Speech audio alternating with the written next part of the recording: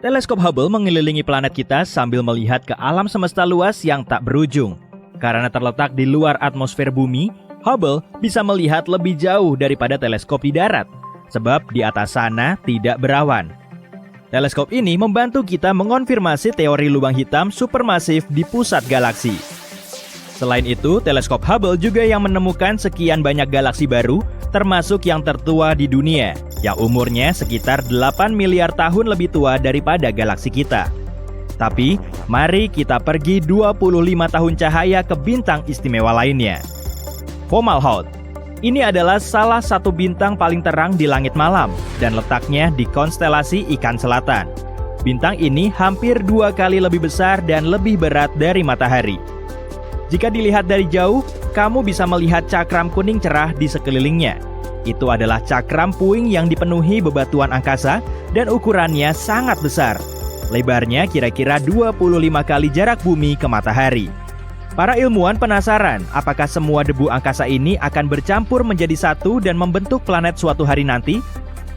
Akan tetapi, mereka melihat hal lain. Di sana, melewati bebatuan itu, ada objek misterius yang sangat besar. Sebuah titik kuning besar yang mengorbit bintang. Objek ini seolah meluncur di sekitar gelanggang es kosmik. Jadi, pada tahun 2008, para ilmuwan mengumumkan mereka telah menemukan eksoplanet yang dinamai Fomalhaut B. Itu adalah planet pertama di luar tata surya kita yang bisa kita lihat dengan mata kepala sendiri. Beratnya masih sulit diperkirakan, mungkin setara 2 planet Mars disatukan, dan letaknya lumayan jauh dari bintang induknya. Sekitar 4 kali jarak matahari ke Neptunus. 1 tahun di planet ini akan sama dengan 1.700 tahun di bumi. Umur seluruh manusia masih balita jika tinggal di sana. Jadi, tersisa satu pertanyaan. Apakah planet ini benar-benar ada? Para ilmuwan berdebat tentangnya. Dan pada tahun 2012, teleskop Hubble yang terpercaya menemukan sejumlah data baru. Planet ini memang sudah ada sejak lama. Jika planet ini berbentuk raksasa gas layaknya Jupiter atau Saturnus, berarti umurnya masih sangat muda, 10 kali lebih muda dibanding bumi. Dan semua debu di sekitarnya terlihat bersinar tanpa henti. Artinya, kamu tidak boleh melepas kacamata hitammu di sana. Tapi sekarang, planet itu hilang lagi. Hanya menyisakan donat puing bebatuan. Jadi, mungkin planet itu dihancurkan asteroid raksasa, seperti asteroid yang melenyapkan dinosaurus dari muka bumi, atau mungkin hancur oleh planet pengembara. Planet pengembara adalah planet yang terbang mengelilingi galaksi tanpa orbit jelas. Mungkin hanya debu yang tersisa dari tabrakan ini, atau mungkin ada ketidakseimbangan di inti planet ini, sehingga meledak dari dalam. Para ilmuwan kini meyakini bahwa sejak awal, Fomalhaut B memang bukan planet, melainkan hanya sisa-sisa 2 bebatuan besar yang hancur menjadi satu. Dari jauh, tabrakan masif semacam itu hanya akan terlihat seperti titik kuning. Lebar 2 batuan angkasa yang bertabrakan ini pasti lebih dari 200 km. Itu seperti jarak dari DC ke Philadelphia. Tapi ini bukan kali pertama sebuah planet muncul tiba-tiba dan menghilang begitu saja. Saat itu, para ilmuwan mengira mereka menemukan planet seukuran bumi yang mengorbit tetangga kita, Alpha Centauri. Mereka menyebutnya Alpha Centauri BB. Agak kurang kreatif ya. Tapi pada akhirnya ternyata planet itu tidak ada. Ups, ilmuwan juga bisa membuat kesalahan, sama seperti kita semua. Belum lama ini mereka memperkirakan ada kehidupan di Venus. Mereka menemukan jejak suatu gas, fosfina, yang bisa menjadi tanda kehidupan. Kabar ini menjadi berita hangat kala itu. Tapi kemudian, seseorang memutuskan untuk memeriksa ulang datanya. Memang ada sedikit jejak fosfina, tapi tidak sebanyak yang mereka kira. Jika pergi beberapa ratus tahun lagi ke belakang, kamu bisa menemukan kesalahan yang lebih konyol lagi. Saat itu, orang meyakini matahari berputar mengelilingi bumi, dan planet kita adalah pusat dari seluruh alam semesta. Penyebabnya, belum ada peralatan canggih untuk mengukur objek angkasa saat itu. Orang-orang melihat matahari terbit di timur dan terbenam di barat, sehingga kesimpulan mudahnya adalah matahari berputar mengelilingi kita. Lantas, apa yang terjadi pada planet tadi? Untungnya, Hubble sempat mengambil foto seluruh sistem bintang itu, tapi karena sangat jauh, foto yang dihasilkan agak kabur. Ilmuwan hanya melihat titik kuning besar dan berasumsi bahwa itu adalah planet. Ilmuwan jarang mendapatkan foto-foto planet jauh. Mereka biasanya harus menggunakan perhitungan matematika untuk menemukannya. Objek luar angkasa terus menari satu sama lain. Tarian ini mengeluarkan banyak energi, seperti energi gravitasi dan energi cahaya. Sederhananya begini. Bayangkan temanmu bersembunyi di balik belokan jalan. Kamu tidak bisa melihatnya, tapi bisa melihat bayangannya di lantai. Itulah yang para ilmuwan lakukan saat mengamati bintang demi mencari planet. Kembali ke topik utama. Sebuah planet lenyap miliaran kilometer dari sini. Tapi bagaimana jika tata surya kita yang sangat seimbang kehilangan salah satu planetnya? Tentunya, hidup kita di bumi akan terpengaruh. Mari mulai dari Merkurius. Kabar baiknya, planet ini terlalu kecil untuk memengaruhi gravitasi planet kita. Jadi, kita tak akan menyadari jika Merkurius hilang. Selanjutnya, Venus. Planet panas ini terkadang disebut saudara kembar bumi. Tapi yang pasti, tidak ada penghuni di planet ini. Venus adalah salah satu titik paling terang di langit malam kita. Jika menghilang keluar dari tata surya, wow, malam-malam di bumi menjadi jauh lebih gelap. Tapi tetap saja, dampaknya tidak terlalu besar. Mars. Kehidupan tanpa Mars mungkin akan menguntungkan bumi. Ada sabuk asteroid di antara Mars dan Jupiter. Gravitasi Mars dapat menarik asteroid dari sabuk, memutarnya, lalu melontarkannya ke bumi. Tanpa Mars, asteroid akan tetap di tempatnya berkat gravitasi Jupiter. Jupiter lebih berat dibanding gabungan semua planet di tata surya kita. Jupiter menahan sabuk asteroid dan gravitasinya cukup kuat untuk memengaruhi bumi. Beberapa ribu tahun setelah hilangnya Jupiter, kita akan melihat perubahan besar. Kita akan bergerak mendekati matahari yang akan berarti dua hal. Pertama, cuaca di bumi akan jauh lebih panas sepanjang tahun. Dan kedua, hari, minggu, dan tahun-tahun kita akan memendek. Karena Saturnus, Uranus, dan Neptunus terlalu jauh, kita tak akan sadar kalau planet-planet itu hilang. Berarti hanya satu yang tersisa, tapi bukan Pluto. Bagaimana jika bulan yang menghilang? Simpelnya, kacau. Bumi akan miring lebih jauh dibanding sekarang, dan cuaca di seluruh dunia akan menggila. Bahkan lebih gila dari sekarang, dan bahkan mungkin berpotensi mengarah ke zaman es baru. Bumi akan berputar jauh lebih cepat. Jadi, alih-alih 24 jam dalam sehari, waktu kita hanya tersisa 6-12 jam sehari. Dan, meski akan jauh lebih singkat, malam hari juga akan lebih gelap dari sebelumnya. Saat melihat bulan, kita sebenarnya melihat matahari memantulkan cahayanya dari bulan. Dan bulan baru biasanya adalah objek paling cerah di langit malam. Jika matahari menghilang dari langit kita, tamatlah riwayat kita. Bintang ini adalah pusat dari luar angkasa yang gelap, misterius, dan dingin. Komet, asteroid, planet, bintang, dan sesuatu yang mengintai di sana lebih jauh dari Pluto. Ya, ini mungkin planet ke-9 tata surya, planet yang selama berabad-abad dicari. IRAS, yaitu satelit astronomi inframerah, mengumpulkan data menarik pada tahun 1983. Itu bisa menjadi bukti bahwa planet ke-9 bersembunyi di sana. Tidak ada yang tahu apa planet itu sungguh ada, tapi penemuan ini membantu merancang model untuk lebih memahami kemungkinan planet ini. Dan pada tahun 2016, ilmuwan menemukan bahwa benda angkasa kecil di sabuk Kuiper mengorbit agak aneh. Sabuk Kuiper adalah area luar tata surya. Itu adalah cincin dalam bentuk donat berisi sisa-sisa dari masa pembentukan tata surya.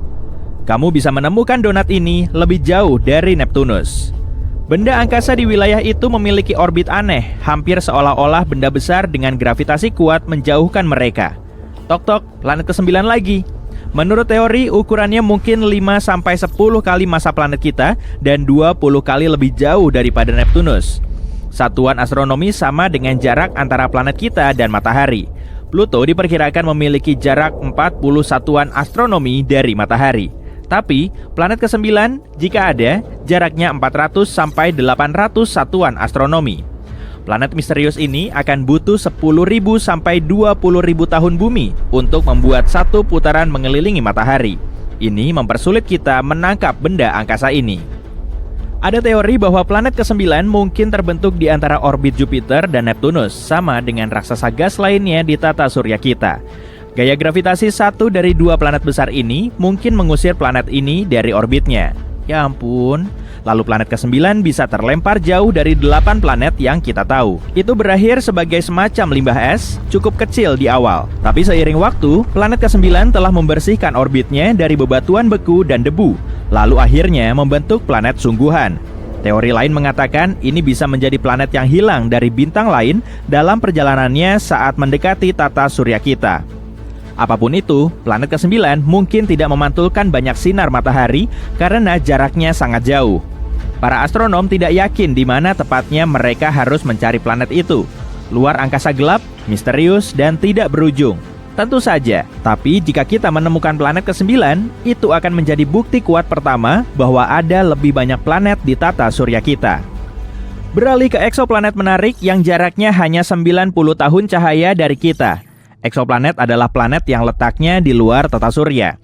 Planet ini memiliki atmosfer dengan awan air. 1 tahun di sana adalah 24 hari di bumi, dan planet ini berputar mengelilingi bintang Katai Merah yang jauh lebih redup dan kecil daripada matahari kita. Itu sebabnya, meskipun planet ini 8 kali lebih dekat dengan bintangnya daripada kita dengan matahari, suhu di sana mirip dengan suhu di bumi.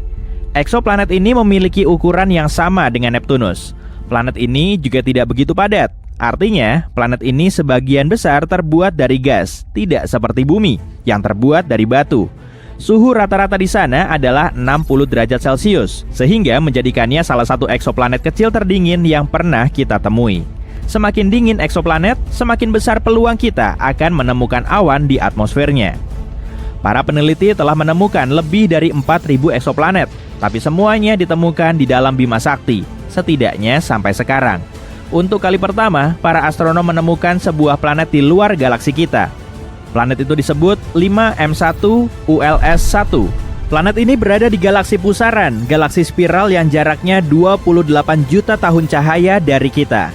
Pernah ada bintang besar tapi cukup muda yang terjebak dalam tarian gravitasi dengan sesuatu yang bisa menjadi bintang neutron padat, inti runtuh dari bintang raksasa atau lubang hitam. Pasangan tari bintang itu memiliki gravitasi yang sangat kuat. Pasangan itu memakan si bintang dengan rakus mengoyak plasmanya. Lalu hal tak biasa terjadi. Objek asing, mungkin seukuran Saturnus, melintas dan menghalangi konfrontasi ini dari tata surya kita. Sekarang, tidak ada yang bisa melihat apa yang terjadi. Tapi ini mungkin bisa menjadi planet terjauh yang pernah kita temukan. Ada sebuah planet yang baru ditemukan di luar tata surya. Ukurannya sebesar Jupiter. Planet ini mengorbit 2 bintang. Dan seperti yang bisa kita amati dari planet kita, planet ini melintas di depan kedua bintang itu. Satu putaran penuh mengelilingi 2 bintang ini artinya 1 tahun. Kira-kira butuh 200 hari bumi. Pada hari penemuan planet sebelumnya, para ilmuwan juga menemukan planet itu memiliki pendamping tak biasa. Itu adalah Jupiter superpanas dengan orbit sangat ketat mengelilingi bintangnya. 1 tahun di sana hanya berlangsung selama 1,9 hari bumi. Planet ini memiliki orbit berbentuk aneh. Planet ini juga bergerak dalam arah berlawanan dari rotasi bintangnya. Jika kamu bisa menjelajah sejauh 57 tahun cahaya dari planet kita, kamu akan melihat sesuatu berwarna merah muda mengintai di kegelapan. Semakin dekat, itu semakin besar dan menarik. Ya, itu adalah planet berwarna magenta. Jaraknya beberapa miliar kilometer dari mataharinya. Ini adalah salah satu planet termuda yang pernah ditemukan ilmuwan. Umurnya hanya 100 sampai 200 juta tahun. Planet ini terbuat dari gas merah muda, sama dengan Jupiter. Jadi, jika kamu bisa mendekati permukaannya, gas ini akan menyelimutimu seperti kabut tebal. Jika kamu mendekat dan masuk lebih dalam, gas ini akan menjadi lebih gelap dan berwarna kemerahan. Lihat inti planetnya, itu super panas. Karena suhunya yang mencapai 240 derajat Celcius, planet ini seperti oven. Panasnya adalah penyebab planet ini bersinar terang. Kamu juga melihat langit berwarna merah muda pudar dengan awan yang terbuat dari tetesan air beku, mirip dengan awan kita. Ada sebuah eksoplanet yang ukurannya separuh bumi. itu merupakan salah satu planet terkecil yang pernah kita temukan di luar tata surya. Diameternya 9.000 km. Sebagai perbandingan, diameter bumi adalah 12.700 km. Planet ini sebagian besar terbuat dari besi, mirip dengan Merkurius. Merkurius memiliki inti besi yang besar dan kerak yang sangat tipis, sehingga membuatnya unik di tata surya. Pada masa-masa awalnya, planet ini menabrak benda angkasa setidaknya sekali. Tabrakan itu menarik lapisan luarnya. Itu sebabnya hanya inti besinya yang keras yang tersisa. Mungkin eksoplanet kecil ini mengalami tabrakan besar juga. Mungkin itu sebabnya mantel planet ini hilang dan menyisakan sebagian besar inti besinya. Atau mungkin ini hanya sisa planet gas yang dulunya seukuran Neptunus. Atmosfer planet ini mungkin hancur karena jumlah radiasi besar dari bintangnya. Planet ini hanya berjarak 31 tahun cahaya dari kita, dan hari di sana kurang dari 8 jam bumi. Planet ini hanya sedikit lebih besar daripada Mars. Manusia tidak akan menghuni tempat itu karena suhu ekstrimnya yang mencapai 1.500 derajat Celcius. Mungkin saja ada lava cair di sisi planet yang menghadap bintangnya. Suhu itu cukup tinggi untuk melenyapkan atmosfer apapun. Jadi, planet ini mungkin pernah memilikinya dulu. Biasanya, raksasa gas seperti Jupiter tidak dihuni karena memiliki kondisi cuaca, suhu, dan tekanan ekstrim. Dan tidak ada bangunan yang bisa menciptakan kehidupan.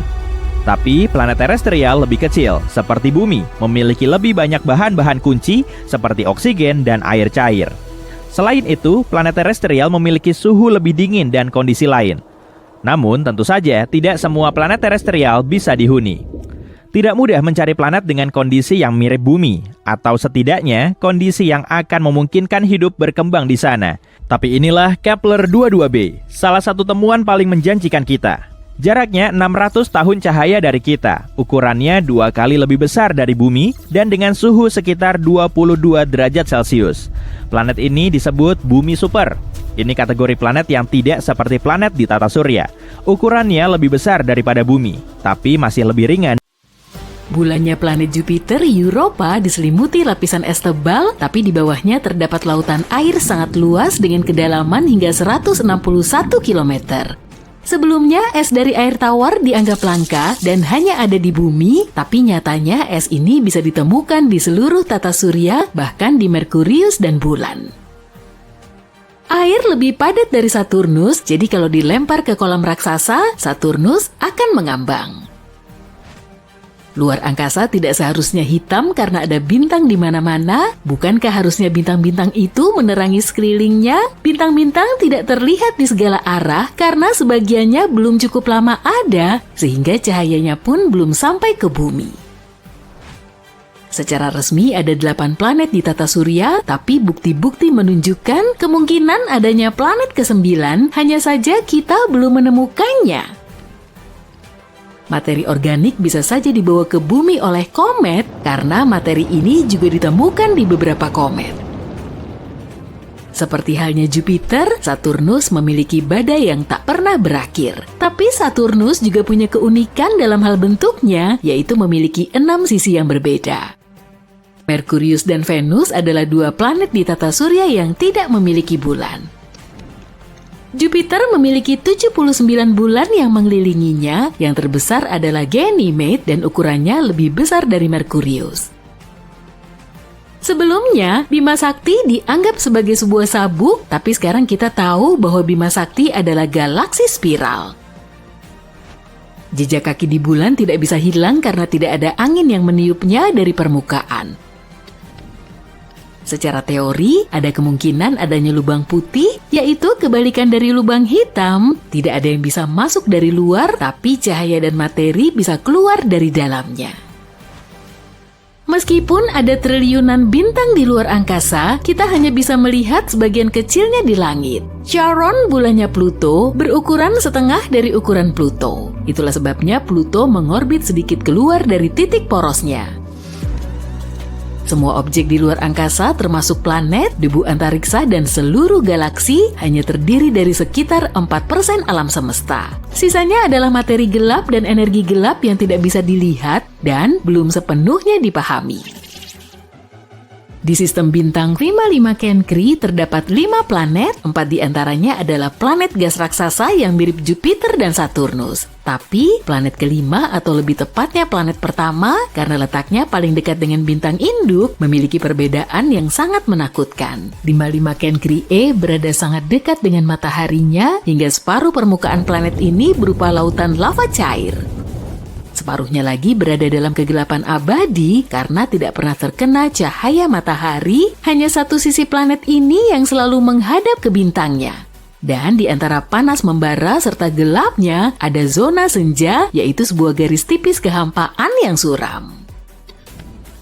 HD 189733b, ribet ya namanya, adalah satu-satunya eksoplanet yang berada di orbit bintang induknya dan sekilas tampak cantik, pusaran biru dan putih membentuk pola-pola menakjubkan di permukaannya. Tapi warna-warna indah itu sebenarnya berasal dari partikel silikat keras di atmosfer planet ini yang berarti di sini terjadi hujan kaca.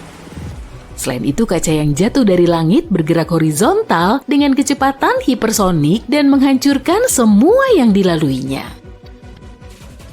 Kepler 70 merupakan bintang katai biru panas yang meledak menjadi bintang raksasa merah sekitar 18 juta tahun yang lalu. Pada saat itu, setidaknya ada 2 planet yang mengorbit bintang ini dan yang lebih dekat adalah planet gas raksasa mirip Jupiter. Namanya Kepler 70b dan planet ini masih ada, tapi bintang yang berubah sangat besar melahapnya dan mengubahnya menjadi dunia berbatu yang sangat panas. Saat ini, Kepler 70b merupakan salah satu planet terpanas yang pernah ditemukan, suhunya lebih tinggi daripada permukaan matahari. Planet ini beruntung bisa bertahan hidup dalam bintang itu, tapi sekarang planet ini tengah menguap dan mungkin akan lenyap dalam waktu dekat. Jika matahari seukuran pintu depan rumah, berarti planet kita hanya sebesar uang logam. Dengan kata lain, matahari bisa memuat lebih dari 1 juta bumi. Batuan bulan memiliki tingkat erosi yang sangat lambat, itu sebabnya jejak kaki astronaut Apollo di bulan kemungkinan besar akan bertahan selama 10 sampai 100 juta tahun. Salah satu bulan Saturnus lainnya, Iapetus, memiliki 2 warna yang unik. Perbedaan antara 2 belahan satelit ini sangat mengesankan, salah satunya terang, satunya lagi sangat gelap. Para ilmuwan masih belum bisa memecahkan misteri soal ini.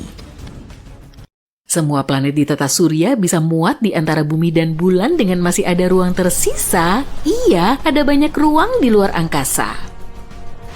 Saturnus bukan satu-satunya planet yang memiliki cincin. Planet-planet gas raksasa yaitu Uranus, Neptunus, dan Jupiter juga memiliki cincin, tapi cincinnya tipis dan hampir tidak terlihat.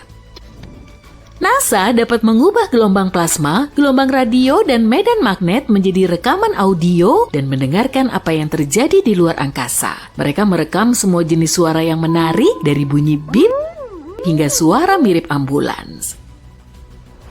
Pada saat yang sama, ruang angkasa itu sendiri adalah tempat yang sangat sunyi, ada beberapa gelombang suara dan getaran, tapi manusia tidak bisa merasakannya.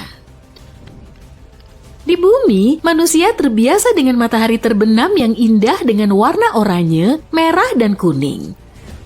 Tapi di Mars, langit yang biasanya berwarna merah muda berubah menjadi biru saat matahari terbenam di bawah cakrawala. Hal ini karena Mars berada lebih jauh dari matahari dibanding bumi, sehingga cahaya matahari tidak terlalu terang.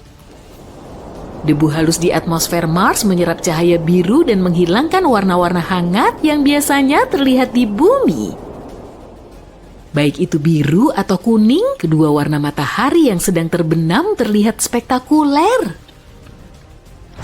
Manusia sudah menjelajahi luar angkasa selama lebih dari 60 tahun dan usaha itu sudah pasti membuahkan hasil. Semua planet di tata surya kita sekarang sudah dijelajahi, bahkan planet katai Pluto dan Ceres. Sebagian besar eksplorasi dilakukan oleh program Voyager NASA yang dimulai pada tahun 1977. Voyager 1 dan Voyager 2 mengumpulkan informasi tentang planet-planet, bulan-bulannya, dan sistem cincin serta medan magnetnya yang unik. Wahana kembar ini terus mengirimkan data kembali ke bumi dan Voyager 1 saat ini tengah berada di ruang antar bintang. Di bumi, gelombang suara membuat molekul udara bergetar, itulah sebabnya kita bisa mendengar suara. Di planet dan bulan lain, suara juga merambat melalui medium seperti atmosfer dan lautan. Tapi di luar angkasa dikatakan bahwa tidak ada suara karena tidak ada molekul yang bergetar dan menghantarkan gelombang suara. Tapi tidak semua peneliti sependapat soal ini, karena ruang angkasa bukanlah ruang hampa udara yang sunyi. Di antara kekosongan itu, ada awan gas dan partikel-partikel lain. Jadi, tergantung di mana kamu berada, gelombang suara bisa saja tercipta. Ditemukan pada tahun 2017, Kelt 9b merupakan planet terpanas yang kita ketahui. Itu karena Kelt 9b mengorbit sangat dekat dengan bintang induknya, yaitu Kelt 9. Bintang ini jauh lebih panas dan lebih besar daripada matahari. Para ahli meyakini kalau suatu hari nanti, bintang raksasa ini akan melelehkan seluruh planet dengan panasnya yang luar biasa. Semacam sauna matahari, ya kan? Bukan? Baiklah. 1 hari bulan sama dengan 29 hari di bumi, dibutuhkan waktu selama itu bagi matahari untuk melintasi langit bulan. Manusia selalu melihat sisi bulan yang sama, medan gravitasi bumi membuat bulan berputar pada porosnya secara lebih lambat. Itu sebabnya bulan membutuhkan waktu yang sama untuk berputar pada sumbunya dan mengorbit bumi. Baru pada tahun 1959, manusia akhirnya bisa melihat sisi lain bulan berkat foto yang diambil oleh wahana antariksa Rusia, Luna 3. Sisi lain bulan memiliki lebih banyak gunung dibanding sisi yang kita lihat dari bumi. Ini disebabkan oleh gravitasi bumi yang membuat kerak bulan pada sisi yang terlihat tampak lebih tipis. Kawah-kawah di bulan disebabkan oleh asteroid sekitar 4,1 sampai 3,8 miliar tahun lalu. Kawah-kawah itu masih terlihat karena perubahan geologi di bulan tidak seaktif di bumi. Gravitasi bulan hanya 1/6 gravitasi bumi, kamu bisa berjalan 6 kali lebih jauh dan membawa beban 6 kali lebih berat di sana. Memang sih lebih mudah untuk berjalan, tapi juga lebih berbahaya. Kaki seorang astronot dengan pakaian antariksa yang berat bisa terbenam ke dalam permukaan bulan. Lompatan jarak jauh bisa jadi tidak terkendali dan berbahaya. Ah, masa? Objek yang beratnya miliaran kali massa matahari pasti mudah ditemukan, bukan? Salah. Sayangnya tidak semudah itu. Begitu juga halnya dengan lubang hitam yang hilang. Tapi, mari kita pergi ke gugus galaksi Abell 2261 yang punya lubang hitam supermasif di pusatnya. Atau setidaknya, disitulah seharusnya ia berada. Masalahnya, fenomena ruang angkasa raksasa ini tidak bisa ditemukan. Lubang hitam supermasif adalah monster raksasa yang berputar-putar pelan di pusat galaksi induknya. Lubang hitam mengumpulkan awan gas dan debu di sekelilingnya yang membuat lubang hitam membengkak hingga mencapai ukuran yang tidak bisa dibayangkan oleh manusia. Jika lubang hitam supermasif, kayak yang berada di pusat galaksi Bima Sakti, bergerak sedikit saja mendekati tata surya, maka kita akan mengalami kehancuran. Jarak antara objek besar ini dengan bumi bisa mencapai puluhan tahun cahaya dan tetap saja akan mendatangkan malapetaka bagi planet kita. Bumi bersama benda-benda lain yang membentuk tata surya akan ditarik ke dalam orbit lubang hitam dan ditakdirkan untuk berputar mengelilinginya selama-lamanya. Hei, siapa tahu ya kan? Jadi ada baiknya lubang hitam seperti itu menjauh dari kita untuk saat ini. Jadi, mari kita lihat apa yang terjadi dengan lubang hitam supermasif yang melarikan diri dari gugus galaksi raksasa berjarak 2,7 miliar tahun cahaya dari bumi. Para ilmuwan telah mencarinya dengan bantuan Observatorium Sinar X Chandra milik NASA dan teleskop luar angkasa Hubble. Tapi sejauh ini belum ada hasilnya. Masalah utama dalam menemukan lubang hitam adalah warnanya yang hitam. Dan ruang angkasa juga berwarna hitam. Ya, benar. Jadi tidak ada kontras apapun yang bisa membantu para astronom menemukan lubang hitam. Tapi para ilmuwan belum menyerah. Lagi pula, mereka punya banyak teknologi lain untuk menemukan lubang hitam, baik yang kecil maupun yang besar, di angkasa yang sangat luas. Sebagian dari metode ini melibatkan pengamatan bintang-bintang yang mengorbit lubang hitam. Kadang-kadang, yang diamati adalah sinyal gelombang gravitasi yang samar yang dihasilkan ketika dua lubang hitam bertabrakan. Tapi, teknik yang paling bisa diandalkan adalah dengan mengamati debu dan gas yang akan kolaps bersamanya. Masalahnya, lubang hitam adalah objek ruang angkasa dengan gravitasi yang sangat besar. Jadi, area di sekeliling lubang hitam biasanya sedikit kacau gas dan debu ditarik ke dalam jurang yang tak berdasar, memampat dan memanas. Dalam prosesnya, lubang hitam itu melepaskan banjir radiasi sinar X. Karena itu, para astronom mencari sumber sinar X yang sangat terang di alam semesta. Kemungkinan sumber-sumber tersebut merupakan embusan napas terakhir gumpalan materi raksasa sebelum menghilang ke dalam lubang hitam. Lalu, kenapa para ilmuwan tidak bisa menemukan tanda-tanda sinar X yang ditinggalkan lubang hitam di Abell 2261? Salah satu hal yang paling misterius dari lenyapnya lubang hitam ini adalah teleskop radio telah menemukan tanda-tanda adanya gumpalan materi super panas yang dilontarkan pada suatu waktu dalam kurun waktu 50 juta tahun terakhir. Gumpalan-gumpalan ini kemungkinan besar disebabkan oleh lubang hitam yang besar, yang saat ini tidak bisa ditemukan. Jadi, saat ini kita hanya bisa menebak-nebak. Mungkin dua lubang hitam berukuran sedang bertabrakan dan mendorong keluar si raksasa yang baru saja bergabung di pusat galaksi. Pengamatan bintang-bintang di galaksi tersebut menunjukkan adanya gumpalan materi yang sangat rapat beberapa ribu tahun cahaya dari inti galaksi. Mungkin itu adalah lubang hitam yang melarikan diri, tapi sayangnya tidak ada sinyal sinar X yang datang dari gumpalan tersebut. Atau lubang itu mungkin masih ada di sana, di tempat yang seharusnya, tapi dia, sedang tertidur. Kalau tidak mendapat pasokan gas dan debu baru, tidak ada yang bisa dimakan. Akibatnya, dia tidak bisa melepaskan banjir sinar X. Tapi sekali lagi, jawaban jangan ganggu, lubang hitam sedang tidur, tidak terlalu memuaskan. Kenapa lubang hitam tidak mendapatkan makanan dari luar angkasa? Apa yang terjadi 50 juta tahun lalu? Gumpalan materi apa yang melesat menjauhi pusat galaksi? Begitu banyak pertanyaan dan belum ada jawabannya. Setidaknya kita tahu seperti apa lubang hitam itu. Ya, agaknya sih. Sebenarnya, ini adalah bayangan cakrawala peristiwa lubang hitam yang terlihat pada materi super panas yang jatuh ke dalam lubang. Foto lubang hitam yang pertama kali dipotret pada tahun 2019. Tapi, data untuk pembentukannya dikumpulkan pada tahun 2017. Tim internasional yang terdiri dari lebih dari 200 astronom membutuhkan waktu 2 tahun untuk mengumpulkan foto tersebut. Kita bisa mengagumi fenomena luar angkasa yang menakjubkan ini berkat jaringan teleskop global yang luas, yang disebut Event Horizon Telescope Collaboration atau disingkat EHT. Kenapa dinamakan demikian? Karena cakrawala peristiwa adalah titik tanpa kembali di pinggiran lubang hitam. Ketika sesuatu, misalnya materi, radiasi, atau cahaya, mencapai batas ini, maka tidak ada cara untuk melepaskan diri dari cengkeraman lubang hitam. Nah, untuk memotret foto pertama lubang hitam, para ilmuwan menciptakan teleskop virtual yang ternyata sebesar planet kita dengan menggabungkan kekuatan 8 teleskop radio yang kuat. Tapi, ini bukan hal yang mudah. Para peneliti harus mengarahkan teleskop-teleskop itu secara simultan dalam urutan yang direncanakan secara cermat dengan bantuan jam atom yang dipasang di setiap teleskop. Selain itu, untuk meminimalkan kemungkinan hujan dan cuaca buruk, mereka bahkan membangun teleskop di area yang sangat kering, seperti Gurun Atacama di Chili dan Kutub Selatan. Pada setiap hari pengamatan, teleskop ini mengumpulkan data sekitar 350 terabyte. Itu 10 kali lipat jumlah data yang dikumpulkan setiap hari di penumbuk hadron raksasa. Tapi mari kita bahas lebih lanjut tentang lubang hitam itu sendiri.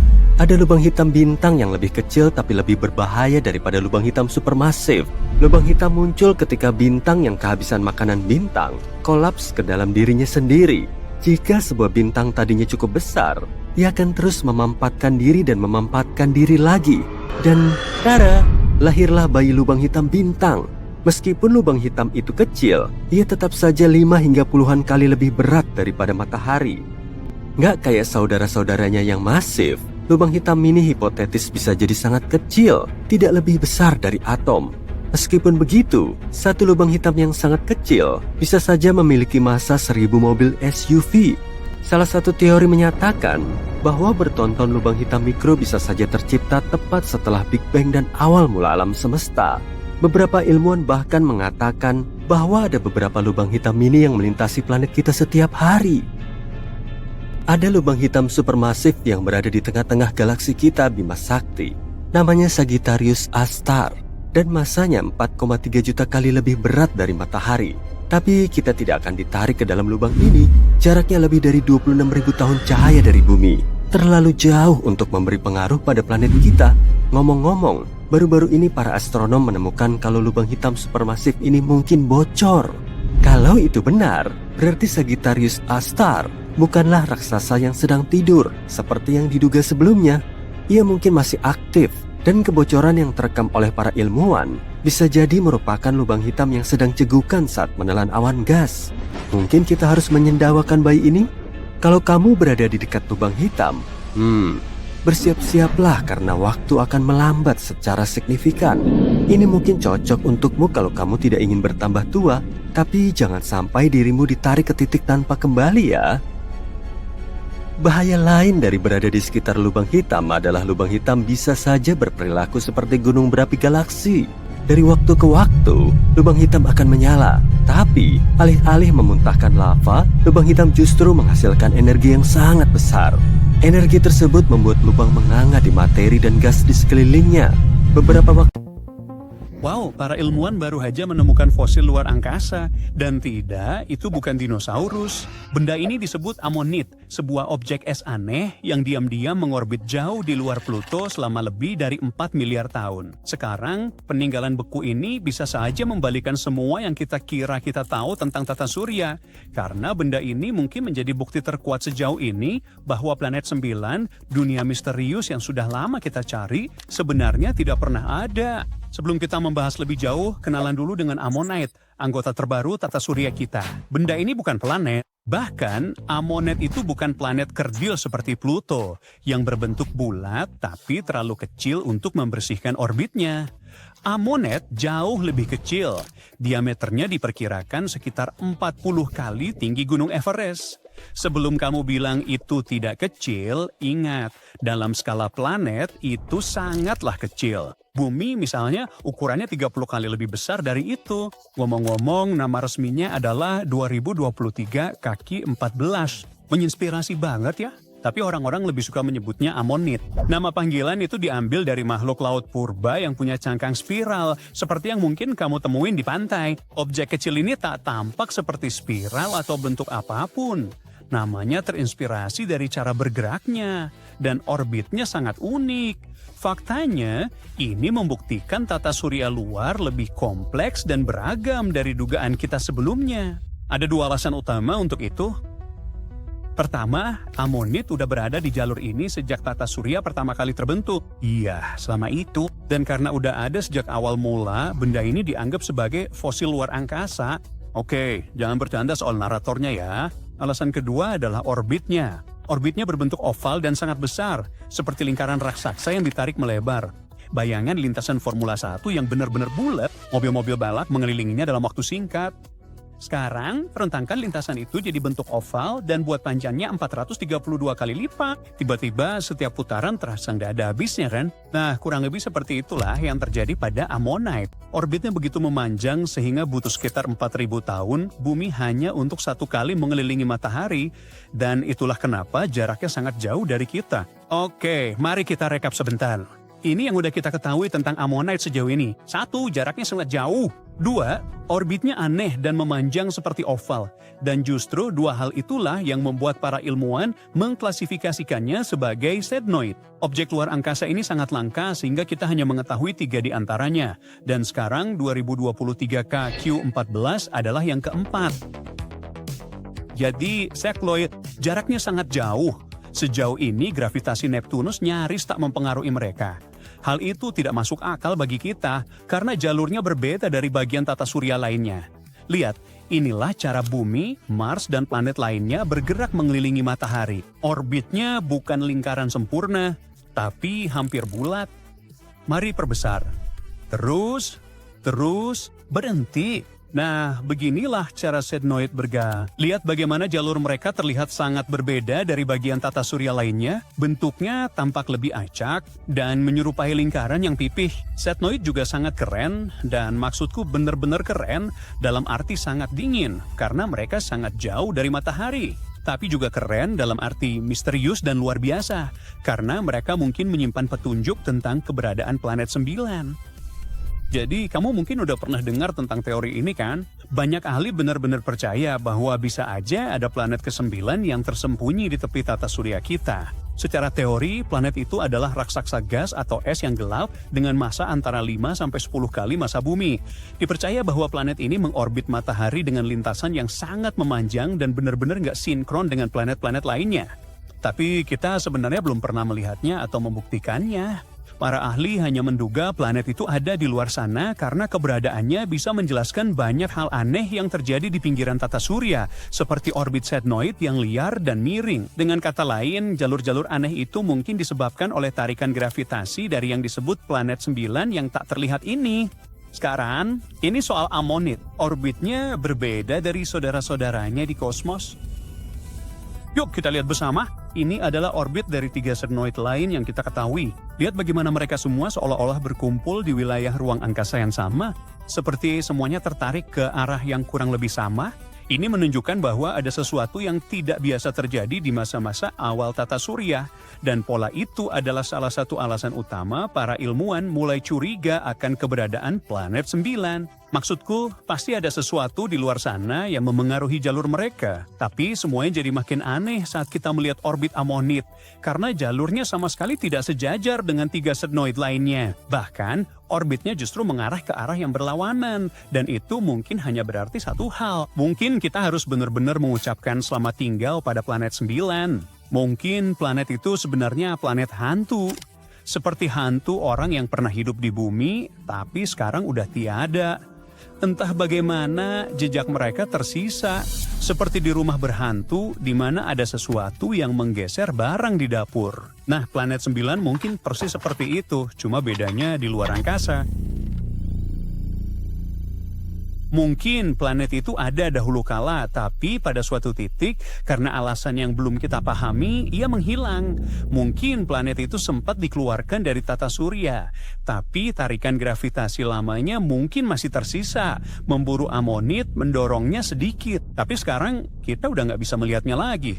Tentu saja, masih ada kemungkinan bahwa orbit aneh itu disebabkan oleh sesuatu yang sama sekali berbeda. Beberapa orang percaya itu mungkin akibat interaksi dengan planet pengembara, maksud saya adalah benda sebesar planet yang tidak mengorbit bintang. Atau pengaruhnya bahkan bisa aja berasal dari bintang-bintang yang pernah melintas sejak lama, saat matahari masih muda. Tapi jujur aja, tinggal ada teori lain yang semenarik keberadaan sebuah planet besar yang tersembunyi. Pertanyaan besar, apakah planet 9 masih bisa ada setelah penemuan ini? Ya, masih bisa. Tapi planet itu harus jauh lebih jauh dari yang diperkirakan ilmuwan, karena walaupun banyak yang percaya ini bisa jadi planet terbesar kelima di tata surya, masih ada area luas di luar sana tempat ia bisa bersembunyi. Dulu, ilmuwan mengira planet 9 berjarak 400 kali lebih jauh dari matahari dari bumi dan 13 kali lebih jauh dari Neptunus. Jika meluncurkan pesawat luar angkasa hari ini, butuh sekitar 45 hingga 75 tahun untuk mencapainya. Kini dengan teori Ammonit, jaraknya mungkin bahkan lebih jauh lagi. Kita tak tahu pasti seberapa jauh jaraknya, karena seperti kata saya, planet 9 masih sebatas teori. Saat ini, ia bagai legenda keren di dunia antariksa. Tapi Ammonit benar-benar bega, Ammonit itu nyata. Dan keberadaannya jauh melampaui sekedar menambah satu objek jauh lagi di lingkungan planet kita. Ammonit membantu para astronom menyusun gambaran tentang seperti apa tata surya awal dulu. Mempelajari evolusi orbit dan karakteristik fisiknya adalah kunci untuk mendekati kebenaran.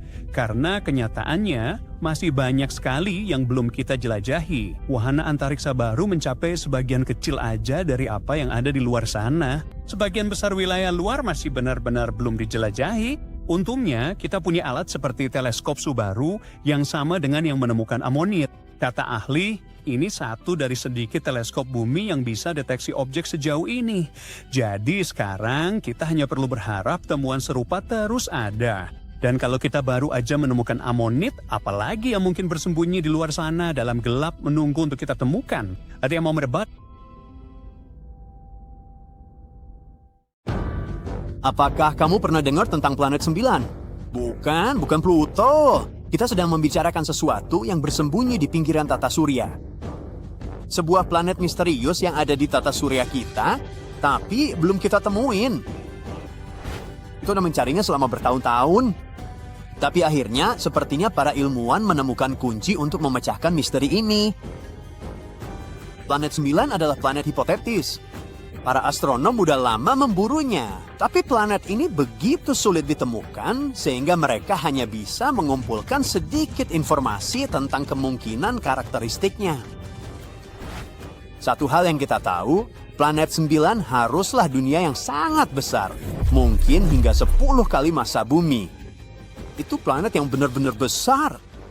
Planet ini juga diduga sebagai pengembara yang jauh, berada di suatu tempat antara Neptunus dan Pluto. Beberapa ilmuwan berpikir bahwa planet 9 mungkin sebenarnya adalah mini Neptunus dengan atmosfer tebal yang berisi gas dan inti berbatu. Yang lain berspekulasi bahwa planet ini bisa jadi dunia es dengan permukaan padat yang membeku dan lapisan tebal gas hidrogen serta helium. Tentu aja, karena kita belum benar-benar menemukan planet 9, kita belum bisa memastikan seperti apa wujudnya. Kita bahkan belum yakin apakah planet itu benar-benar ada. Ada yang bilang itu cuma mitos, seperti peri gigi atau kelinci Paskah. Tapi yang lain yakin kalau planet itu memang ada di luar sana, entah di mana. Dan pada akhirnya, kita juga belum sepenuhnya yakin apakah planet 9 itu benar-benar sebuah planet. Bisa jadi itu adalah jenis lubang hitam yang spesial atau sepenuhnya terbuat dari materi gelap. Pencarian planet 9 dimulai pada awal abad ke-21 ketika sekelompok astronom menyadari ada sesuatu yang tidak beres di bagian terluar tata surya kita. Mereka memperhatikan bahwa beberapa objek jauh yang dikenal sebagai objek Transneptunus berperilaku dengan cara yang tidak terduga. Objek Transneptunus atau TNO itu seperti versi kosmik dari barang-barang di belakang kulkasmu yang udah kamu lupakan bertahun-tahun. Mereka adalah benda-benda kecil dan bersalju yang berada di sabuk Kuiper di luar Neptunus. Jadi para ilmuwan memperhatikan kalau benda-benda ini mulai berperilaku aneh. Awalnya mereka mengira itu cuma kebetulan. Tapi setelah mereka menyelidiki lebih dalam, mereka mulai curiga kalau ada planet ke-9 yang bersembunyi di luar sana. Kenapa kita belum menemukannya? Kamu tanya. Nah, mungkin karena orbit planet 9 yang aneh.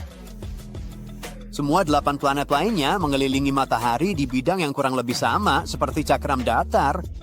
Namun, orbit teman hipotetis kita ini berbeda. Orbitnya mungkin miring dan bergerak ke arah yang berbeda dibandingkan planet-planet lain. Orbitnya juga mungkin memanjang seperti oval, bukan hampir bulat seperti biasanya. Karena hal ini, planet 9 mungkin menghabiskan sebagian besar waktunya jauh dari matahari. Seperti seorang introvert sejati, planet ini hanya mendekati bagian dalam tata surya setiap beberapa ribu tahun sekali. Hal ini membuatnya sangat redup dan sulit untuk ditemukan. Jadi satu-satunya cara kita mungkin menemukannya adalah dengan mempelajari efek gravitasi yang ditimbulkannya pada tata surya kita. Dan ini bukan pertama kalinya para astronom mencari planet baru. Pada abad ke-19, pernah ada perburuan serupa untuk planet hipotetis yang disebut planet X. Tapi kali ini, mereka dipersenjatai teknologi lebih canggih dan selera humor yang lebih baik. Mereka menyebut buruan misterius ini planet 9. Nama itu lebih catchy dibanding planet X. Mereka bahkan membuat tagar Pluto Lives.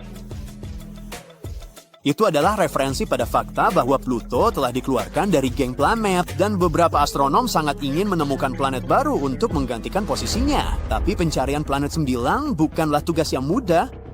Ini seperti mencoba mencari kaos kaki yang hilang di keranjang cucian sebesar stadion sepak bola. Jaraknya sangat jauh dan cahayanya sangat redup. Bahkan teleskop paling kuat pun nggak bisa melihatnya. Sebagai gantinya, para astronom harus mengandalkan bukti tidak langsung, seperti orbit aneh TNO, untuk mencoba mencari tahu di mana letaknya. Beberapa ilmuwan bahkan menduga bahwa planet ini mungkin adalah planet pengembara liar, yang bisa menjelaskan kenapa sangat sulit ditemukan.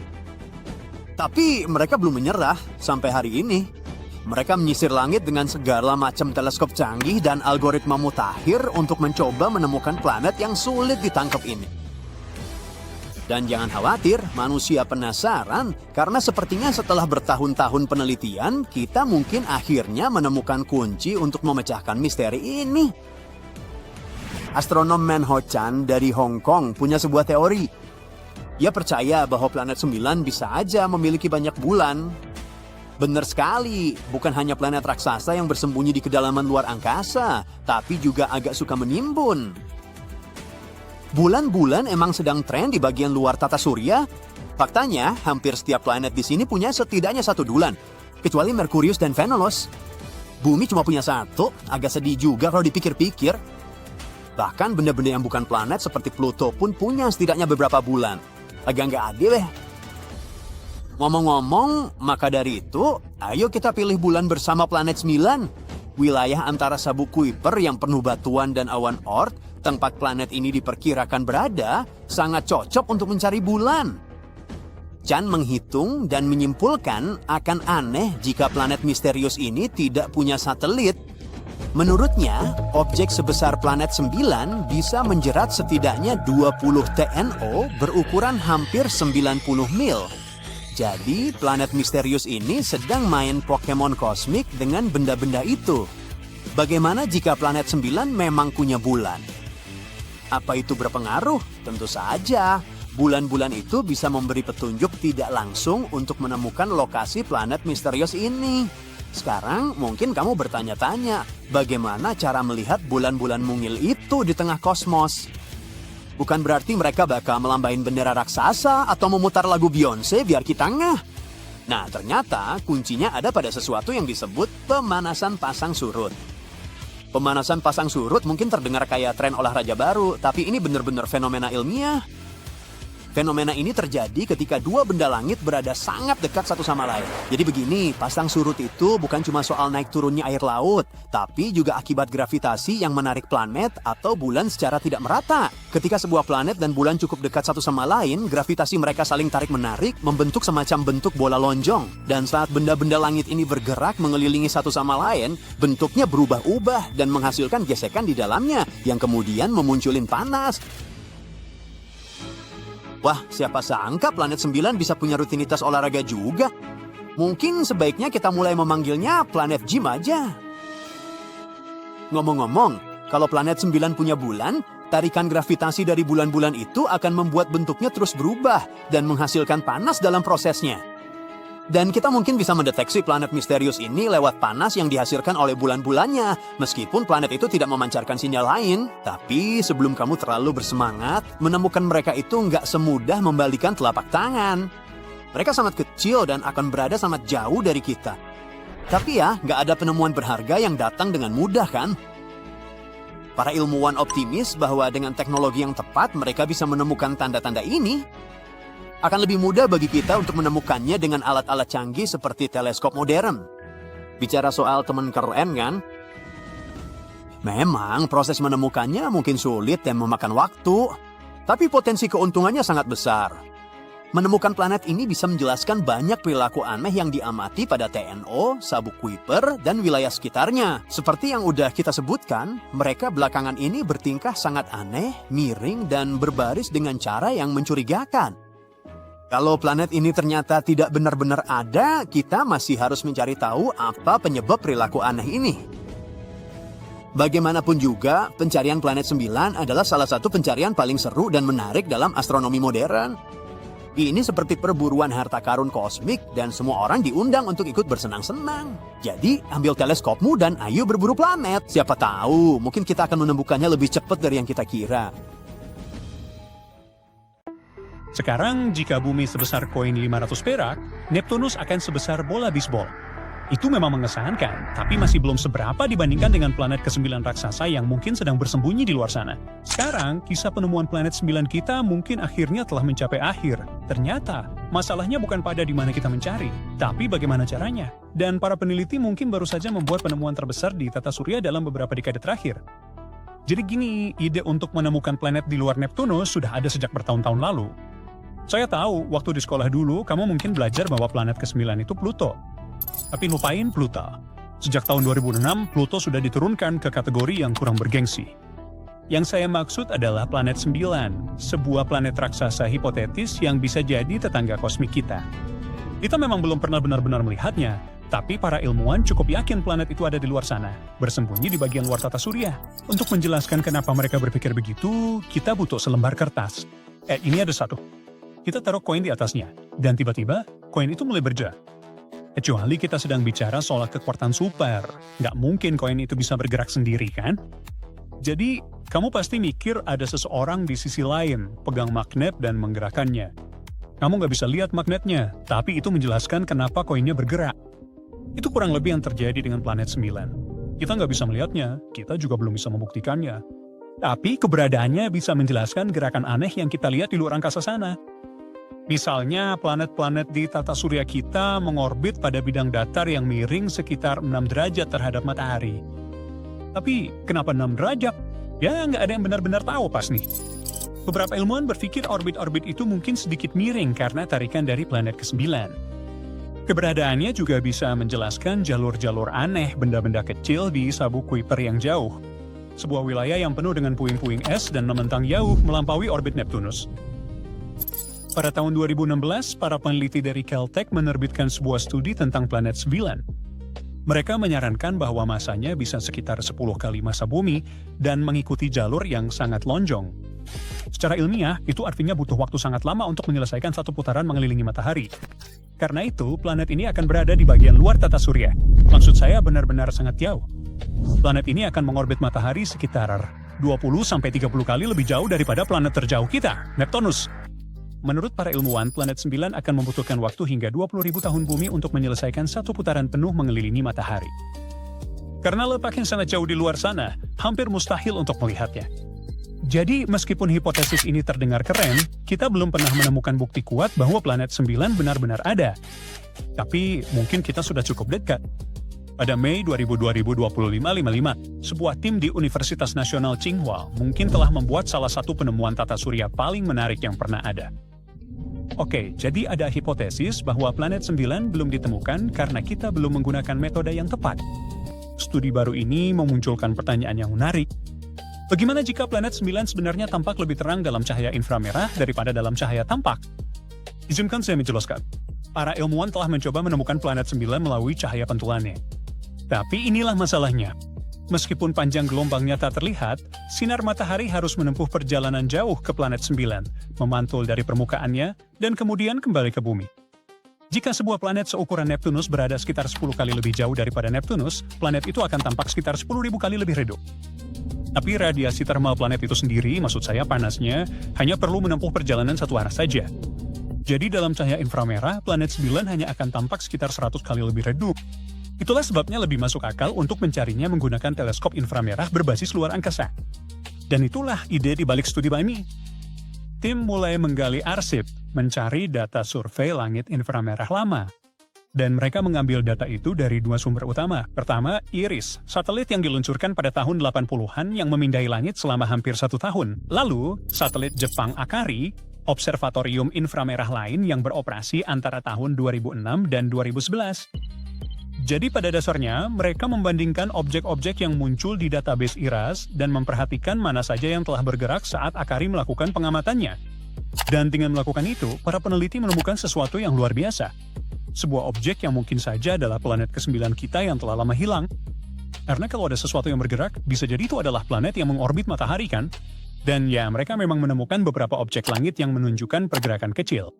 Tapi sebelum buru-buru mengambil kesimpulan, mereka harus menyingkirkan kemungkinan efek paralaks. Dan itu adalah hal yang sangat penting ketika kita berbicara tentang penemuan di tata surya. Untuk menjelaskannya, aku butuh kamu melakukan sesuatu. Coba angkat satu jari di depan wajahmu. Tutup satu mata, lalu ganti ke mata yang satunya. Jarimu terlihat sedikit bergerakan. Itu karena kamu melihatnya dari sudut yang sedikit berbeda, dari satu bola mata ke bola mata yang lain. Hal yang sama juga terjadi saat kita melihat keluar angkasa dari bumi. Karena planet kita mengelilingi matahari, pandangan kita terhadap objek yang sangat jauh akan sedikit bergeser. Efek itu disebut paralaks.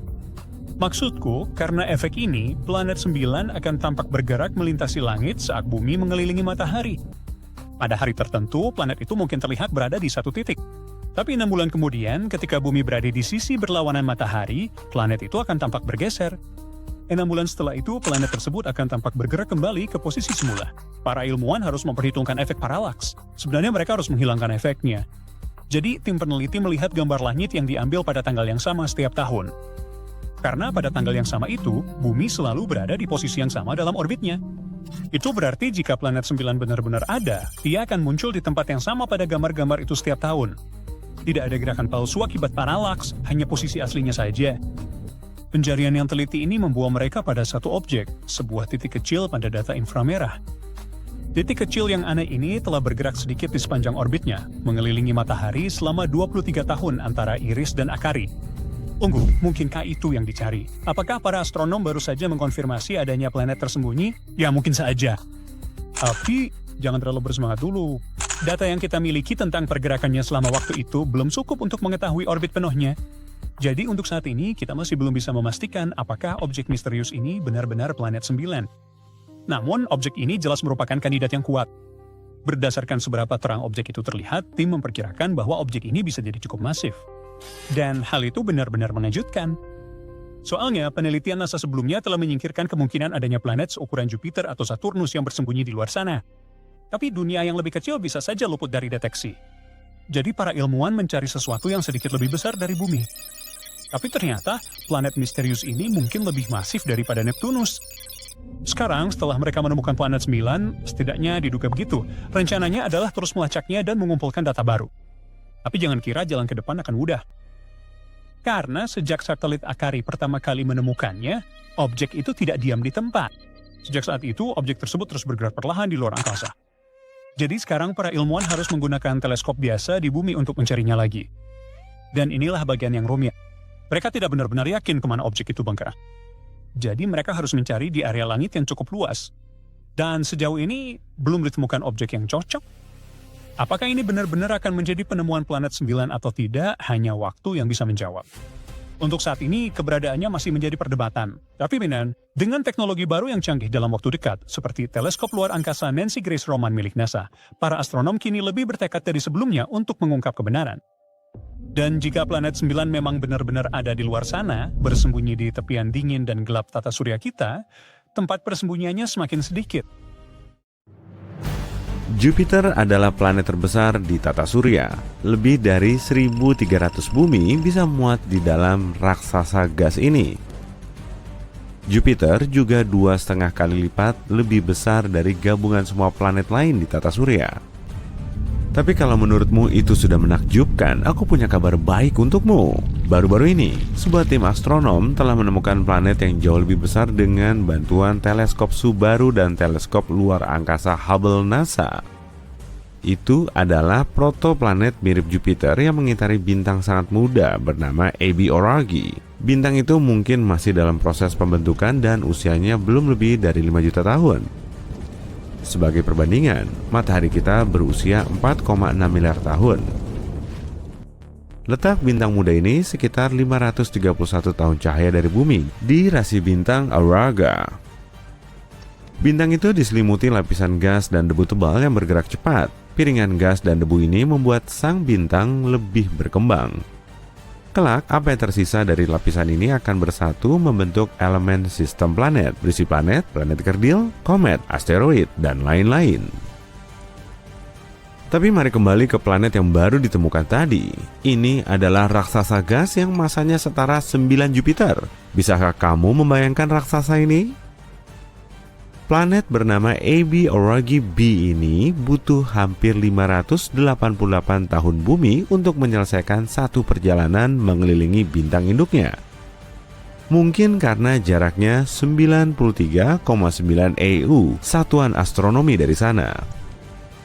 Nah, kenapa penemuan planet ini begitu menakjubkan? Karena menurut para astronom, planet ini terbentuk dengan cara yang sangat aneh. Bahkan proses pembentukannya masih terus berlangsung sampai sekarang. Hal unik yang terjadi adalah AB Aurigae B terbentuk sebagai akibat dari keruntuhan gravitasi awan gas raksasa dari atas ke bawah. Tapi para ilmuwan mengatakan bahwa model pembentukan planet yang jauh lebih umum terjadi ketika debu dan batu secara bertahap menumpuk di sekitar suatu inti.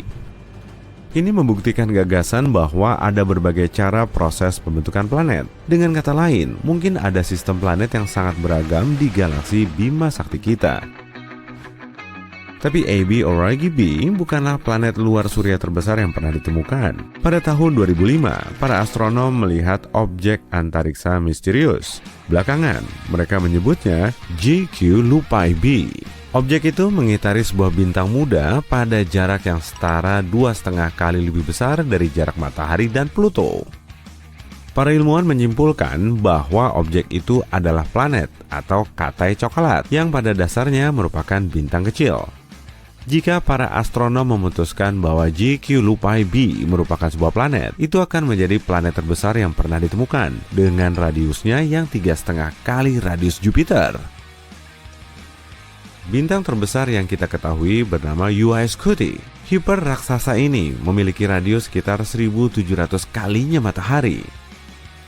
Kalau kamu entah bagaimana berhasil menaruh Uae-Scuti di pusat tata surya, tepinya akan membentang jauh melampaui orbit Jupiter.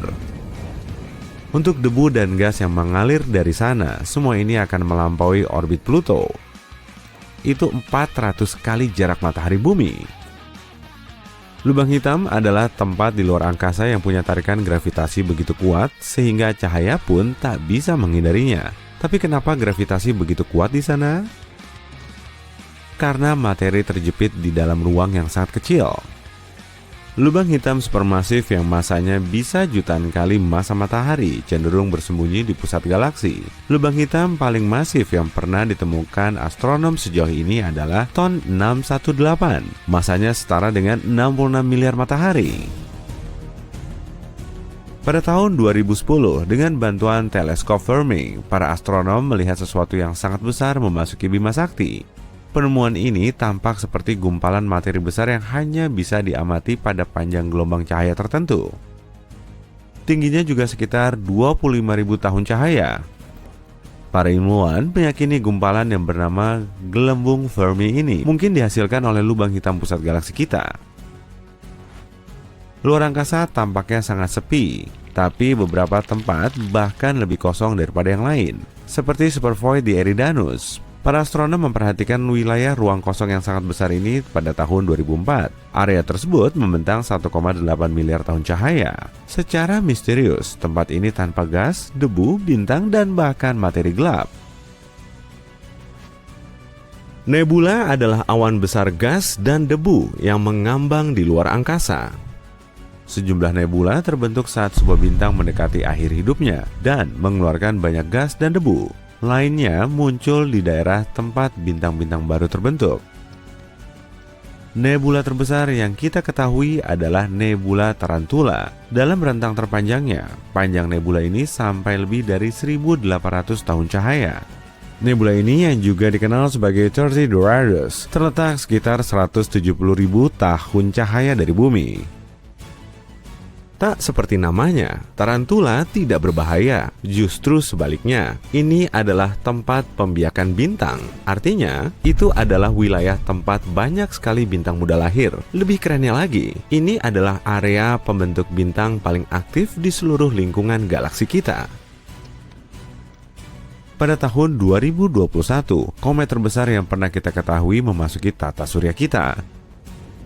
Lebarnya 137 km dan inti esnya 50 kali lebih besar dari inti pemecah rekor sebelumnya. Massa penyusup ini 100.000 kali lebih besar dari rata-rata komet. Bahkan C 2014 UN 271 Bernardinelli Bernstein begitu besar sehingga para astronom mengklasifikasikannya sebagai planet minor untuk pertama kalinya. Apa itu akan menabrak bumi? Tidak, itu tak akan mendekat lebih dari 1,5 miliar kilometer ke planet hijau kita yang indah. Dan itu tak akan terjadi sampai tahun 2031. Tapi mungkinkah ada komet yang lebih besar? Siapa tahu, tapi membayangkannya saja sudah menakutkan ya. Ada banyak hal aneh di alam semesta, dan pasta nuklir hipotetis adalah salah satunya. Jika memang ada, pasta nuklir adalah materi terkuat di seluruh alam semesta. Ini terbentuk dari sisa-sisa bintang yang padam saat zat ini diperas menjadi materi seperti spaghetti. Secara teoritis, pasta nuklir bisa patah, tapi hanya jika kamu menggunakan 10 miliar kali tekanan yang dibutuhkan untuk menghancurkan baja. Pulsar adalah benda luar angkasa berbentuk bola seukuran kota besar. Tapi pulsar mengandung lebih banyak massa dibanding seluruh matahari. Pulsar memancarkan dua berkas cahaya sempit, mengirimkannya ke arah berlawanan. Pulsar Black Widow, sesuai nama laba-labanya, sedang mengunyah pasangannya. Ini adalah bintang katai coklat kecil. Makin banyak materi yang dikonsumsi pulsar, makin lambat putarannya. Energi yang hilang dari bintang neutron dalam proses ini menyebabkan bintang pendampingnya menyusut. Haumea adalah planet katai yang mengorbit di sabuk Kuiper. Ini adalah objek cincin berbentuk donat di sekitar matahari yang memanjang tepat di luar orbit Neptunus. Planet mini ini memiliki bentuk memanjang yang aneh dan 2 bulan. Hari di planet ini berlangsung cuma 4 jam, yang menjadikannya objek besar yang berputar paling cepat di tata surya. Tetapi hal yang paling misterius tentang Haumea adalah planet ini memiliki cincin tipis sebesar 64 km yang mengelilinginya. Apa itu? Dari mana asalnya? Tak ada yang tahu. Mungkin merupakan hasil tabrakan yang terjadi di masa lalu. Bintang paling terang ke-18 di langit malam, Fomalhaut, sangat menakutkan. Bintang ini dijuluki Mata Sauron karena cincin debu dan puing-puing yang mengelilinginya, yang membuat bintang ini terlihat seperti mata raksasa yang menatap ke jiwamu. Bintang yang mengintimidasi ini lebih dari 2 kali lipatnya massa matahari. Jaraknya 25 tahun cahaya dari bumi, tidak terlalu jauh dalam jarak luar angkasa. Lihat kupu-kupu ini. Lebar sayapnya lebih dari 3 tahun cahaya, dan struktur di dalam nebula ini adalah salah satu yang paling rumit yang pernah diamati. Bintang pusat nebulanya, sebuah katai putih, punya suhu mencapai 250.000 derajat Celcius. Artinya, bintang ini terbentuk dari bintang raksasa lain yang berukuran lebih dari 5 kali ukuran matahari. Katai putih ini dikelilingi oleh piringan debu dan gas tebal di ekuatornya. Itulah yang mungkin membuat seluruh strukturnya terlihat seperti jam pasir atau kupu-kupu. Sekarang bayangkan sebuah dunia aneh di mana logam cair jatuh dari langit. Sebuah planet di mana hujan kaca turun secara horizontal. Sebuah tempat di mana anginnya berkali-kali lipat lebih cepat dari kecepatan suara. Meskipun planet-planet ini terdengar seperti mimpi buruk, mereka benar-benar ada. Apakah kamu bisa bertahan hidup di salah satu dari mereka? Tidak, tapi ayo, mari kita lihat alasannya. Sekarang bersiaplah dan aku benar-benar serius karena WASP-127b sangat mengerikan anginnya. Di bumi, badai terkuat kita menghasilkan angin sekitar 200 mil per jam. Bahkan Neptunus, planet paling berangin di tata surya kita, hanya mencapai sekitar 1.100 mil per jam. Tapi di 127b, angin melesat melintasi khatulistiwa dengan kecepatan luar biasa, 20.500 mil per jam. Itu 35 kali lebih cepat dari pesawat jet dan bahkan lebih cepat dari kecepatan yang dibutuhkan untuk mengorbit bumi. 127b mengorbit bintang yang mirip dengan matahari kita, tapi jaraknya sangat dekat dengan bintang induknya, hanya 4,3 juta mil jauhnya. Itulah sebabnya butuh hanya 4,2 hari untuk menyelesaikan satu putaran orbit penuh. Panas di sana benar-benar gila. Puncak awan mencapai 1.800 derajat Fahrenheit, yang cukup untuk melelehkan hampir ya apa aja. Dan 127b sangat masif, ya semacam itu. Ini adalah planet gas raksasa dengan diameter 1,3 kali diameter Jupiter, tapi masanya hanya 1/6 dari massa Jupiter yang membuatnya seperti balon raksasa panas dan mengembang yang melayang di luar angkasa. Atmosfer planet ini begitu mengembang sehingga pada dasarnya adalah bola badai yang mendidih dan mengamuk, benar-benar tidak bisa dihuni. Jika kamu berakhir di 127b, mustahil untuk bertahan hidup. Angin akan mengombang-ambingkanmu, panas ekstrim akan memanggangmu, dan planet itu tak punya pijakan padat. Tak mungkin bisa bernapas, bergerak, atau bertahan hidup sedetik pun di kondisi ekstrim ini. Namun uniknya, itu bukan planet terburuk yang bisa kamu singgahi. Bayangkan dunia di mana hujan besi jatuh dari langit. Kenalkan, WASP-76b, planet yang sangat dekat bintangnya hingga sisi siangnya mencapai 4.300 derajat Fahrenheit, mampu menguapkan logam. Sisi malamnya lebih dingin, namun tetap mencapai 2.500 derajat.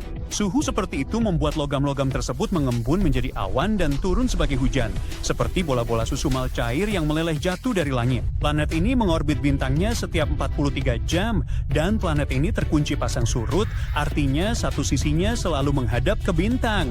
Angin di planet ini benar-benar gila.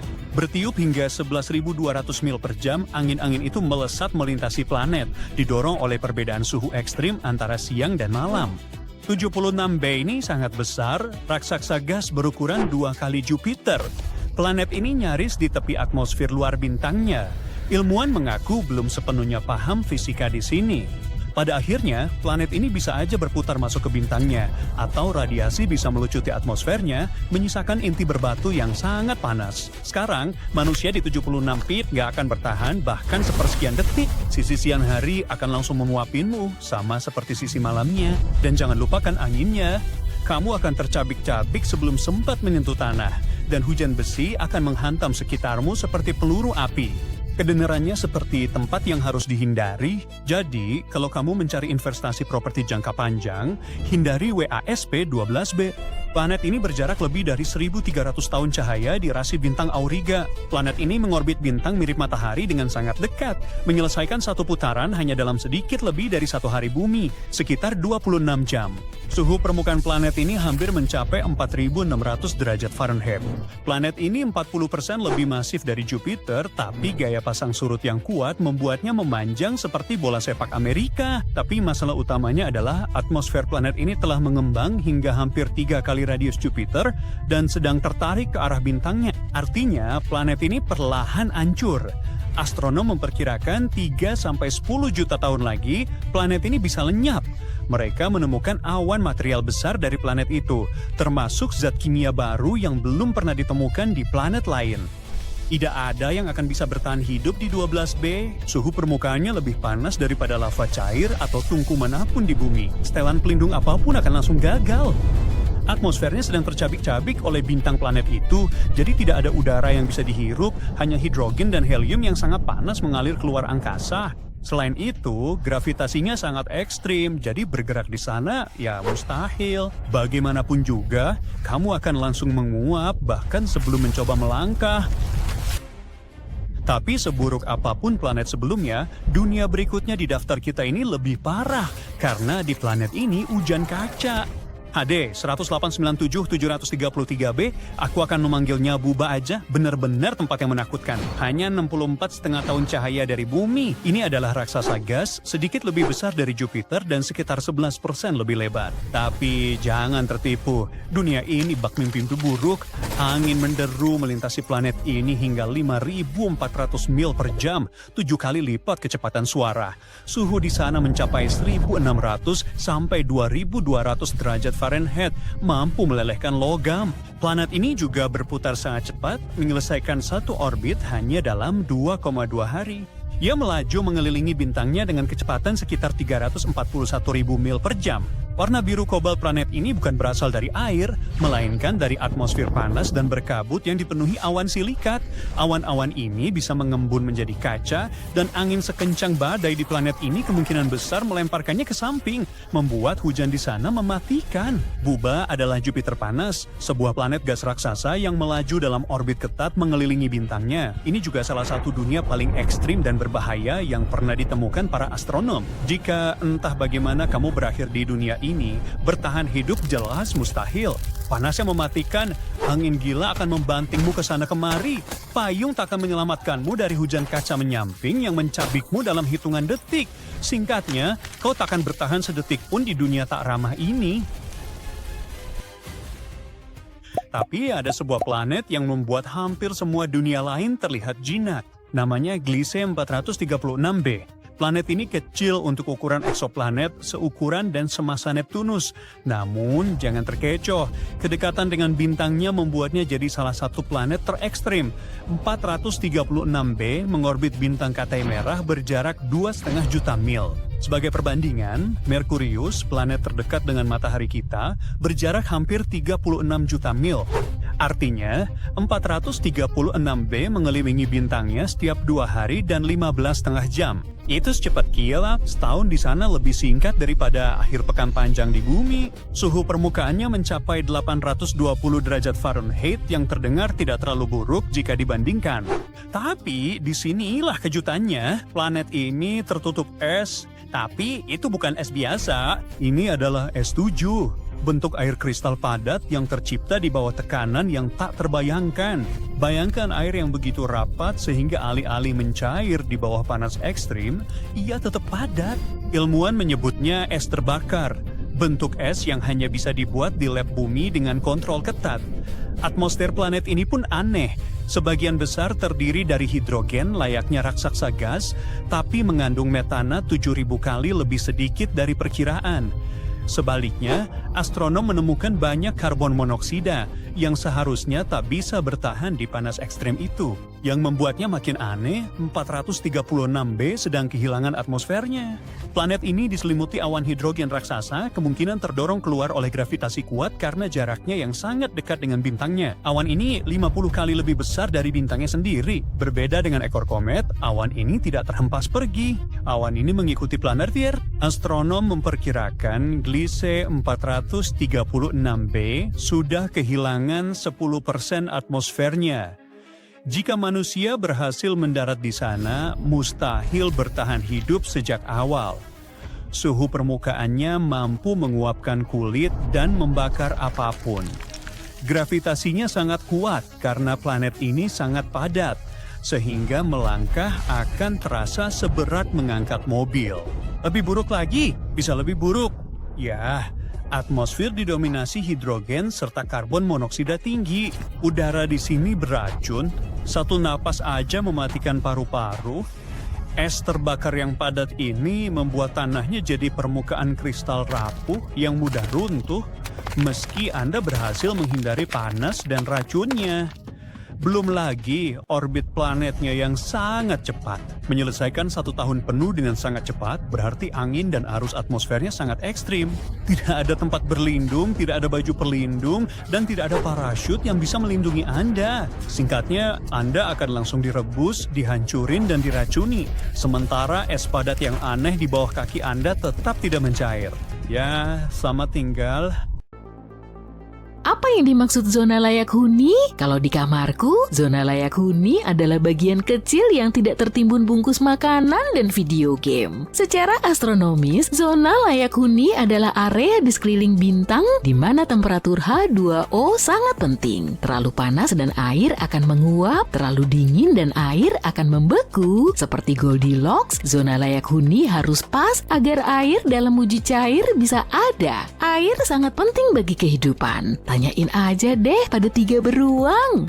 Ukuran zona ini bergantung pada temperatur bintang, tapi zona layak huni belum tentu menjamin adanya kehidupan. Faktor-faktor lain seperti atmosfer dan medan magnet planet juga berperan penting dalam hal ini. Para ilmuwan menemukan lebih dari 5.000 planet di luar tata surya dan hanya 63 di antaranya berpotensi layak huni bagi makhluk hidup seperti di bumi. Semacam undian kosmik, kabar baiknya aturan ini juga berlaku untuk bulan-bulan. Jika bulan-bulan di planet berada dalam zona layak huni, bulan-bulan tersebut juga memiliki kondisi yang cocok untuk kehidupan. Itu jackpot dalam lotre kita, 2 oasis untuk 1 harga. Di tata surya, zona ini berada dalam rentang 129 hingga 178 juta kilometer. Dari semua planet, hanya kita yang cukup beruntung untuk memiliki kehidupan. Tapi bagaimana kalau kita bisa membuat semua planet di tata surya layak huni? Yuk kita mulai dengan Merkurius. Pertama, kita harus memberi Merkurius sedikit perubahan dengan menebalkan atmosfernya dan memberinya medan magnet. Mari kita hujani Merkurius dengan asteroid yang mengandung air, saatnya melakukan terraforming.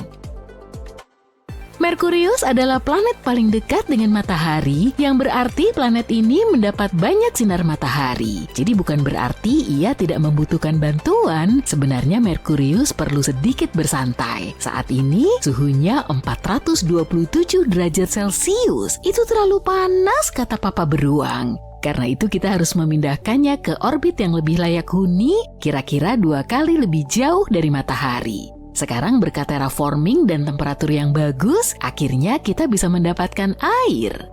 Jika ingin benar-benar nyaman, kita bisa membangun habitat di bawah tanah atau di permukaan, tapi kita harus melindunginya dari panas dan radiasi. Pokoknya dengan sedikit kreativitas, kita bisa membuatnya berhasil. Maksudku, orang-orang tinggal di Arizona kan? Tapi kita juga akan membutuhkan banyak lapangan golf. Yuk kita beralih ke Venus. Planet cinta yang terkenal, di mana suhunya cukup panas untuk melelehkan timah dan tekanan atmosfernya dapat menghancurkanmu dalam hitungan detik. Bukankah ini romantis? Venus disebut planet saudara perempuan bumi, tapi seperti yang sering terjadi pada saudara kandung, mereka hampir tidak memiliki kesamaan. Kita coba pecahin masalah ini yuk. Jika kita menambahkan hidrogen di Venus, hidrogen akan bereaksi dengan karbon dioksida di atmosfer, membentuk air dan grafit. Air akan membantu kita menciptakan oksigen, tapi agar rencana ini berhasil, kita harus mendapatkan hidrogen dari luar angkasa seperti saat Black Friday. Setelah itu, kita bisa membangun rumah baru kita hanya perlu memastikan bangunannya cukup kuat untuk menahan angin dan hujan asam. Gampang kan? Untungnya dengan planet berikutnya segalanya jauh lebih mudah. Mars sering dianggap kandidat paling menjanjikan untuk kehidupan luar bumi di tata surya kita. Mars adalah planet berbatu dengan atmosfer tipis, tapi ada tanda-tanda air di permukaannya. Bukan hanya air, tapi juga kehidupan mikroba. Jadi orang Mars pasti menganggap kita makhluk luar angkasa. Jika kita akan mentransformasi Mars, menambahkan lautan adalah satu keharusan. Lautan akan menembakkan atmosfer dan menghangatkan permukaannya. Waktunya untuk hujan asteroid lagi. Atau kita bisa membuat cermin raksasa untuk memantulkan cahaya matahari dan mencairkan lapisan es. Gampang sekali. Setelah lautan muncul di Mars, secara bertahap Mars akan berubah menjadi planet hijau yang subur, sangat mirip dengan bumi kita. Setelah itu kita hanya perlu membangun beberapa habitat buatan dan memastikan mereka memiliki semua kenyamanan rumah. Membuat planet berbatu menjadi layak huni tidak sulit dibandingkan planet gas raksasa. Jupiter tidak memiliki permukaan padat sama sekali dan pada dasarnya tidak mungkin ditinggali. Jadi, kita harus berkreasi. Kita bisa membangun habitat terapung di awan Jupiter di mana temperatur dan tekanannya lebih mirip bumi. Kita hanya perlu melindunginya dari ketidaknyamanan kecil seperti kecepatan angin yang lebih dari 643 km per jam dan petir setiap 2 menit sekali. Tapi jika kita berhasil membangun rumah di atmosfer Jupiter, kita bisa mendapatkan pemandangan yang benar-benar unik. Bayangin aja, bangun setiap hari, melihat awan yang berputar-putar dan garis warna-warni di luar jendela. Atau berjalan-jalan di atmosfer raksasa gas ini, menakutkan sekaligus mengagumkan. Perhatikan langkahmu di balkon ya. Kita juga bisa menggunakan teknologi tinggi untuk membuat atmosfer Jupiter bisa bernapas, sesuatu yang akan mengonsumsi gas-gas dan melepaskan oksigen. Ini memang fiksi ilmiah, tapi bukankah itu keren? Yuk kita beralih ke Saturnus. Saturnus juga merupakan planet gas raksasa yang tidak memiliki permukaan padat yang memungkinkan kehidupan. Tapi jangan putus asa dong. Seperti halnya Jupiter, kita bisa menciptakan habitat terapung di atmosfer bagian atas Saturnus. Cobalah tinggal di awan yang mewah, meskipun biaya sewanya akan sangat mahal. Kita juga bisa melindungi planet ini dengan perisai raksasa seperti payung kosmik. Di luar angkasa, yang terjadi adalah hujan sinar kosmik, bukan air. Tapi perisai itu bisa melindungi kita dari radiasi berbahaya dan angin matahari. Dengan demikian, cuaca di Saturnus akan menjadi lebih tenang. Selain itu, ingatkah kamu saat kita berbicara tentang bulan? Salah satu bulan Saturnus, Titan, memiliki atmosfer padat dan mungkin memiliki samudra air di bawah permukaannya. Enceladus juga menyembunyikan lautan di bawah keraknya. Keduanya mungkin merupakan tempat sempurna untuk kolonisasi. Itu akan jauh lebih mudah daripada mengkolonisasi Saturnus. Uranus adalah planet es raksasa lainnya yang terbuat dari cairan padat yang terdiri dari bahan es, metana, amonia, dan air. Dengan suhu permukaan minus 214 derajat Celcius, bisa dibilang cukup dingin di sana. Jadi gimana dong caranya kita membuat ini bekerja? Kita bisa mencoba menciptakan efek rumah kaca. Ini proses alami yang membantu menjaga suhu bumi tetap stabil dan nyaman. Kecuali jika kita mengacaukannya, ketika sinar matahari memasuki atmosfer bumi, sebagian dari sinar tersebut terperangkap oleh gas yang disebut gas rumah kaca. Gas-gas ini seperti selimut di sekeliling bumi, menjaga planet tetap hangat, kecuali jika kita mengacaukannya. Kalau kita ingin membuat raksasa es ini lebih hangat, kita bisa mencoba menciptakan efek ini hanya saja lebih baik. Misalnya, kita bisa memasukkan sebagian gas-gas ini ke dalam atmosfer Uranus, atau membangun jaringan cermin untuk memerangkap panas matahari, meskipun itu membutuhkan banyak cermin raksasa. Dan bayangin aja cara menempatkan semuanya dengan benar. Daripada pusing, yuk kita lihat bulan-bulan Uranus. Bulan-bulan ini diyakini memiliki permukaan berbatu dan mungkin lautan yang mendukung kehidupan. Ditambah lagi pemandangannya luar biasa. Beralih ke planet terakhir, Neptunus, sepupu jauh yang sejuk dari tata surya.